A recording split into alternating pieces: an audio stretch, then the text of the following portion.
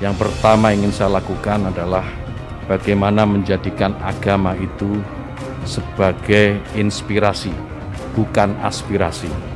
Artinya apa? Bahwa agama sebisa mungkin tidak lagi digunakan menjadi alat politik, baik untuk menentang pemerintah maupun merebut kekuasaan, atau mungkin untuk tujuan-tujuan yang lain.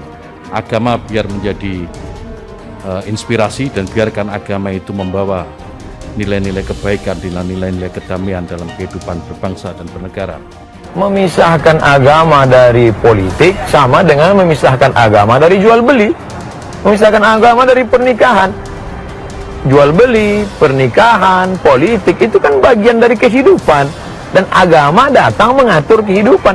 Jadi kalau agama hanya cerita tentang mati, tentang kubur, untuk apa fungsi agama? Agama jangan dijadikan aspirasi. Yakut seakan lupa sejarah kelahiran partainya sendiri, PKB.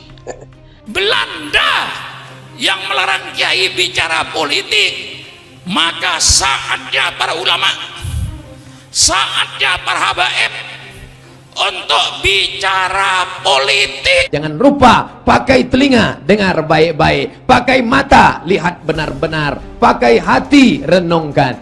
Islam ibadah dibiarkan, Islam politik diawasi. Islam ibadah dibiarkan, Islam ekonomi diawasi, Islam politik dihabisi. Pernyataan Menteri Agama Yakut Holil Komas yang ingin menjadikan agama sebagai inspirasi dan bukan sebagai aspirasi seakan melupakan sejarah kelahiran partainya sendiri, yakni Partai Kebangkitan Bangsa atau PKB. Ayat paling panjang dalam Quran, coba lihat surat Al-Baqarah 282, justru ayat tentang jual beli, hutang piutang. Ya ayyuhallazina amanu, orang beriman, idza tadayantum bidainin, kalau kamu menjalin transaksi hutang piutang ila ajalin musamma, sampai waktu tertentu, faktubu, tulislah, wastashidu syahidaini min rijalikum, angkatlah dua orang saksi, satu orang laki-laki, dua orang laki-laki, kalau tidak ada dua orang laki-laki, satu laki-laki, dua perempuan. Melepaskan agama dari bisnis, melepaskan agama dari kehidupan, lalu agama dilepaskan dari kehidupan. Loh, gimana Allah turunkan ini Islam ini sebagai way of life? Saya ingin menjadikan agama ini sebagai inspirasi, bukan aspirasi. Saya katakan pemerintah sadarlah bahwa Indonesia ini bukan negara Islam, tapi kebetulan Indonesia ini 90% rakyatnya beragama Islam. Maka kalau pemerintah mau bikin undang-undang, mau bikin peraturan, pakai pikiran. Siapa yang akan melaksanakan peraturan ini? Siapa yang melaksanakan undang-undang ini? Kau jangan bikin undang-undang peraturan semau-maunya. Pikirkan dulu, siapa yang akan melaksanakan peraturan yang kau bikin ini? Yang akan melaksanakan 90% beragama Islam.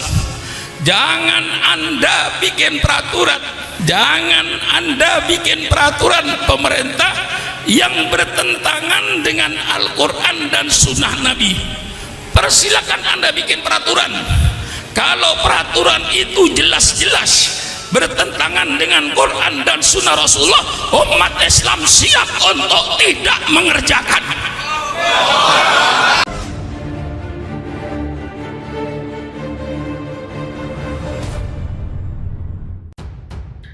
Pernyataan Menteri Agama Yakut Holil Komas yang ingin menjadikan agama sebagai inspirasi dan bukan sebagai aspirasi seakan melupakan sejarah kelahiran partainya sendiri, yakni Partai Kebangkitan Bangsa atau PKB. Menurut analis sosial politik Universitas Negeri Jakarta, Ubaidillah Badrun, sejatinya tujuan Gus Yakut sapaan Menteri Agama tepat bila ingin menjadikan agama sebagai inspirasi. Menurutnya, agama telah memberi inspirasi manusia untuk berubah membangun peradaban. Tetapi ketika Menteri Agama mengatakan agama jangan dijadikan sebagai aspirasi, ia telah mengabaikan fakta sosiologis politik Indonesia, kata Ubaidillah Badrun kepada kantor berita politik Ermol, Jumat 25 Desember 2020. Pada titik tertentu, kata dia, nilai-nilai agama penting disampaikan sebagai aspirasi untuk para penguasa dalam mengambil keputusan yang menyangkut halayak ramai.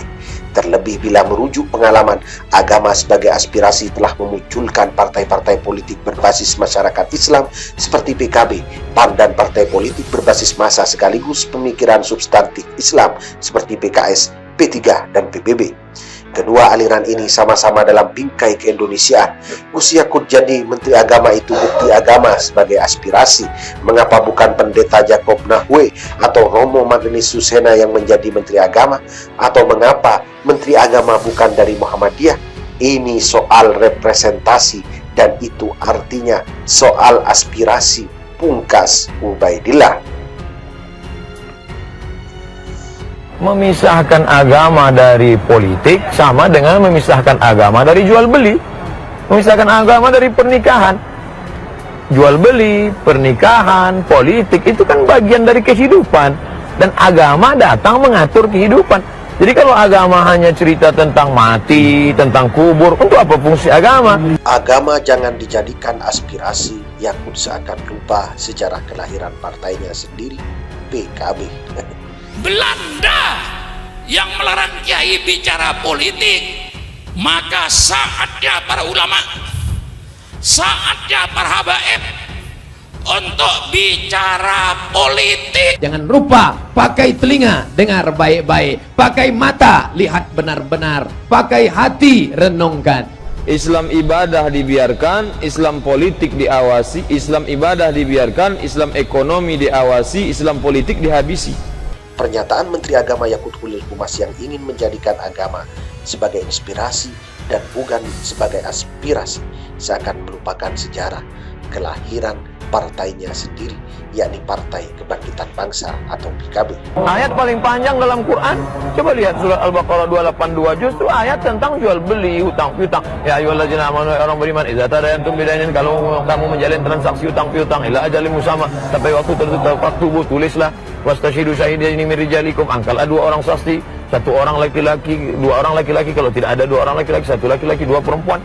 Melepaskan agama dari bisnis, melepaskan agama dari kehidupan. Lalu agama dilepaskan dari kehidupan. Loh, gimana Allah turunkan ini? Islam ini sebagai way of life. Saya ingin menjadikan agama ini sebagai inspirasi, bukan aspirasi. Saya katakan pemerintah sadarlah bahwa Indonesia ini bukan negara Islam, tapi kebetulan Indonesia ini 90% rakyatnya beragama Islam. Maka kalau pemerintah mau bikin undang-undang, mau bikin peraturan, pakai pikiran. Siapa yang akan melaksanakan peraturan ini? Siapa yang melaksanakan undang-undang ini? Kau jangan bikin undang-undang peraturan semau-maunya. Pikirkan dulu, siapa yang akan melaksanakan peraturan yang kau bikin ini, yang akan melaksanakan 90% beragama Islam. Jangan Anda bikin peraturan, jangan Anda bikin peraturan pemerintah yang bertentangan dengan Al-Quran dan Sunnah Nabi. Persilakan Anda bikin peraturan. Kalau peraturan itu jelas-jelas bertentangan dengan Quran dan Sunnah Rasulullah, umat Islam siap untuk tidak mengerjakan. Pernyataan Menteri Agama Yakut Holil Komas yang ingin menjadikan agama sebagai inspirasi dan bukan sebagai aspirasi seakan melupakan sejarah kelahiran partainya sendiri, yakni Partai Kebangkitan Bangsa atau PKB. Menurut analis sosial politik Universitas Negeri Jakarta, Ubaidillah Badrun, sejatinya tujuan Gus Yakut sapaan Menteri Agama tepat bila ingin menjadikan agama sebagai inspirasi. Menurutnya, agama telah memberi inspirasi manusia untuk berubah membangun peradaban. Tetapi ketika Menteri Agama mengatakan agama jangan dijadikan sebagai aspirasi, ia telah mengabaikan fakta sosiologis politik Indonesia, kata Ubaidillah Badrun kepada kantor berita politik Ermol, Jumat 25 Desember 2020. Pada titik tertentu, kata dia, nilai-nilai agama penting disampaikan sebagai aspirasi untuk para penguasa dalam mengambil keputusan yang menyangkut halayak ramai. Terlebih bila merujuk pengalaman, agama sebagai aspirasi telah memunculkan partai-partai politik berbasis masyarakat Islam seperti PKB, PAN, dan partai politik berbasis massa sekaligus pemikiran substantif Islam seperti PKS, P3, dan PBB. Kedua aliran ini sama-sama dalam bingkai keindonesiaan. Gus Yakut jadi Menteri Agama itu bukti agama sebagai aspirasi. Mengapa bukan Pendeta Jacob Nahwe atau Romo Magnis Susena yang menjadi Menteri Agama? Atau mengapa Menteri Agama bukan dari Muhammadiyah? Ini soal representasi dan itu artinya soal aspirasi, pungkas Ubaidillah.